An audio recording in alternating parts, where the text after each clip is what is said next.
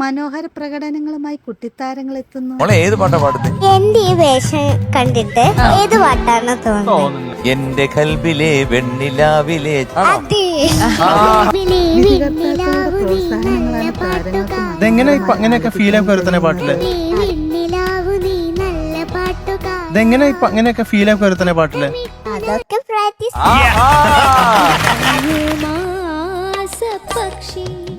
അടിപൊളി പ്രകടനവുമായി ആര്യൻകുട്ടൻ എത്തുന്നു.